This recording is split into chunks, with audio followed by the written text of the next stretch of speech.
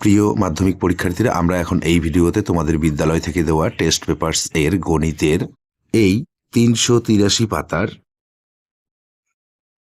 এই 11 দাগের 2 নম্বর জ্যামিতিক প্রশ্নটি বা সম্পাদ্যটি আমরা খুবই সহজ সরলভাবে আলোচনা করে অঙ্কন করব। তো প্রিয় শিক্ষার্থীরা, আমরা প্রথমে প্রশ্নটা একটু ভালোভাবে পড়ি।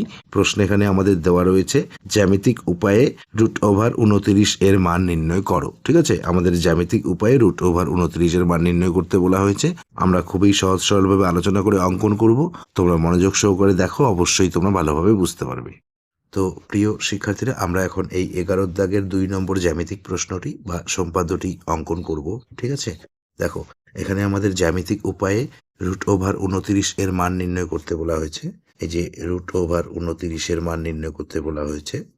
তো আমরা এখানে দেখতে পাচ্ছি এই যে 29, এটি হচ্ছে 2 অঙ্ক বিশিষ্ট মৌলিক সংখ্যা। ঠিক আছে, আমাদের পাঠ্য বইয়ের নিয়ম দেওয়া রয়েছে, যদি 2 অঙ্ক বিশিষ্ট মৌলিক সংখ্যার জ্যামিতিক উপায়ে মান নির্ণয় করতে বলা হয়, তাহলে সেই সংখ্যাটিকে আমাদের 5 দ্বারা ভাগ করতে হবে। ঠিক আছে, তো আমরা এখানে 5 দ্বারা ভাগ করে নেব।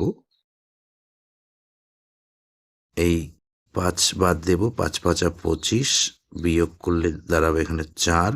5 দিয়ে 4কে ভাগ করা যায় না, দশমিক দিয়ে 0 নিতে হবে। 5 8 40, যে ভাগ মিলে গেল। ঠিক আছে, তো এখন আমরা এখানে এই 5 আর 5.8 গুণের আকারে লিখবো। ঠিক আছে, এই যে 5 আর 5.8 গুণের আকারে আমাদের লিখতে হবে। এখন আমরা এখানে 5 সেমি আর এই 5.8 সেমি পরিমাপের দুটি সরল রেখাংশ নেব। দেখো, এই যে 0-এর বড় দাগ, এই যে 5-এর বড় দাগ, 2 বিন্দু যুক্ত। এরপর এই যে 5.8 নেব, এই যে 0-এর বড় দাগ, এই যে 5.8 মানে ছোট ছোট দাগগুলো। ঠিক আছে, 1 2 3 4 5 6 7 8, এই 2 বিন্দু যুক্ত। এটি হচ্ছে 5 সেমি আর এটি হচ্ছে 5.8 সেমি। আমরা এখানে সেমি কথাটি লিখতে পারি অথবা একক কথাটিও লিখতে পারি। এখন আমরা এই খাতার পেজের মাঝে এখানে একটি রশ্মি নেব। ঠিক আছে, তো রশ্মিটি আমরা কত বড় নেব তা এই দুটি সরল রেখাংশ দেখে নির্ণয় করতে হবে। এই দুটি সরল রেখাংশ যোগ করলে দাঁড়াবে প্রায় 11 সেমি। তো আমরা রশ্মিটি 11 সেমির থেকে বড় নেব। ঠিক আছে, দেখো এই আমরা প্রায় এখানে 14 সেমির মতো নিলাম। ঠিক আছে, এই বাঁ দিকে বিন্দু করব, নাম দেব এখানে এ, ডান দিকে রশ্মির চিহ্ন, বিন্দু করে নাম দেই এক্স। এখন আমরা পেন্সিল কম্পাস দ্বারা প্রথমে এই যে বড় সরল রেখাংশটির পরিমাপ নেব। ঠিক আছে, 5.8 এটি বড়, এই সরল রেখাংশটির পরিমাপ এভাবে পেন্সিল কম্পাস দিয়ে নেব। নিয়ে এই এ বিন্দুতে বসাবো, বসিয়ে এই ডান দিকে একটি বৃত্তচাপ কাটবো। এখানে বিন্দু উৎপন্ন হলো, এখানে আমরা নাম দেই বি। এরপর আমরা এই যে 5 সেমি সরল রেখাংশটির পরিমাপ নেব, এই যে এভাবে। ঠিক আছে, নিয়ে এই বি বিন্দুতে বসাবো, বসিয়ে ডান দিকে বৃত্তচাপ কেটে নেব। এখানে বিন্দু উৎপন্ন হলো, এখানে আমরা নাম দেই সি। এখন আমরা এই এ আর সি সরল রেখাংশটিকে এখানে সমদ্বিখণ্ডিত করব, এ আর সি সরল রেখাংশটিকে। ঠিক আছে, তো তার জন্য আমরা পেন্সিল কম্পাস দ্বারা এ সি সরল রেখাংশের দৈর্ঘ্যের অর্ধেকের বেশির পরিমাপ নেব। আইডিয়া করে ধরি এখানে অর্ধেক তার থেকে একটু বেশি, এই যে এভাবে। ঠিক আছে, নিয়ে পেন্সিল কম্পাসের কাঁটাটি এই সি বিন্দুতে বসানো রয়েছে, আমরা উপরে একটি বৃত্তচাপ কাটবো এবং নিচে একটি বৃত্তচাপ কাটবো। এই পরিমাপটি এই যে এ বিন্দুতে বসাবো। ঠিক আছে, বসিয়ে উপরের বৃত্তচাপের উপরে আরেকটি বৃত্তচাপ এবং নিচের বৃত্তচাপের উপরে আরেকটি বৃত্তচাপ। এই যে এখানে বিন্দু উৎপন্ন হলো, দুটি বৃত্তচাপ পরস্পর ছেদ করেছে, ছেদ করার ফলে এখানে বিন্দু উৎপন্ন হয়, এই যে এখানে। এরপর এই যে নিচে এখানেও বিন্দু উৎপন্ন হয়েছে। এখন আমরা এই 2 বিন্দু স্কেল দ্বারা যুক্ত করে দেব। আমরা এই যে এসি সরল রেখাংশটিকে সমদ্বিখণ্ডিত করলাম, মানে সমান 2 ভাগে ভাগ করলাম।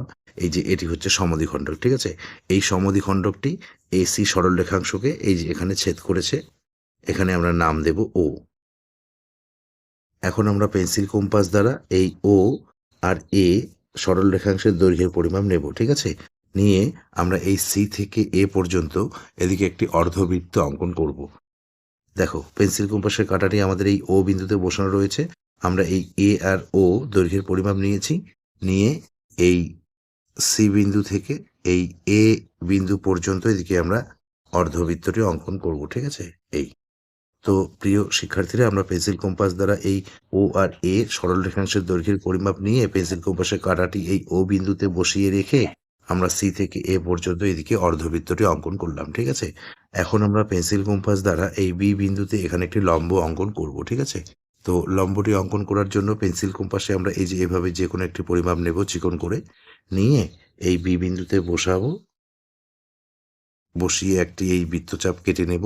এরপর এরপর এই পরিমাপটি আমরা এই যে এখানে বিন্দু পেয়েছি এখানে বসাবো, বসিয়ে এই বৃত্তচাপের উপরে আরেকটি বৃত্তচাপ কাটবো।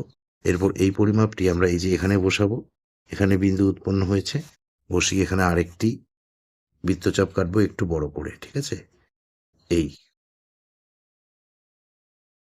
এখন আমরা এই পরিমাপটি এই যে এখানে বিন্দু উৎপন্ন হয়েছে এখানে বসাবো, বসিয়ে এই বৃত্তচাপের উপরে আরেকটি বৃত্তচাপ কাটবো, এই, ঠিক আছে। এখন এই যে এখানে বিন্দু উৎপন্ন হলো, আমরা স্কেল দ্বারা এই বি বিন্দু আর এই বিন্দু যুক্ত করে এদিকে লম্বটি অঙ্কন করব, ঠিক আছে। তো এই লম্বটি আমরা এই অর্ধবৃত্ত পর্যন্ত যুক্ত করে দেব। এই লম্বটি অর্ধবৃত্তকে এই যে এখানে ছেদ করেছে, এখানে আমরা নাম দেব ডি। এই বি আর ডি হচ্ছে আমাদের √29 এর নির্ণেয় মান, ঠিক আছে, বা √29 এর বর্গমূল হচ্ছে আমাদের এই বি আর ডি দৈর্ঘ্যের পরিমাপটি। তো প্রিয় শিক্ষার্থীরা, আমরা এই জ্যামিতিক চিত্রটি বা সম্পাদ্যটি অঙ্কন করার পর আমরা এই চিত্রটির নিচে বা সম্পাদ্যটির নিচে একটি লাইন ভালোভাবে সাজিয়ে লিখ। দেখো, সুতরাং √29 এর মান হলো বিডি সমান, বিডির পরিমাপ আমরা স্কেল দ্বারা মেপে নেব এই 5.4 সেমি প্রায়, ঠিক আছে, 5.4 সেমি প্রায়। এটি হচ্ছে আমাদের √29 এর নির্ণেয় মান। বা যদি প্রশ্নে বলা হয় যে √29 এর বর্গমূল নির্ণয় করো, তাহলেও কিন্তু একইভাবে অঙ্কন করব আমরা এই সম্পাদ্যটি, ঠিক আছে। এটি হচ্ছে √29 এর মান বা √29 এর বর্গমূল 5.4।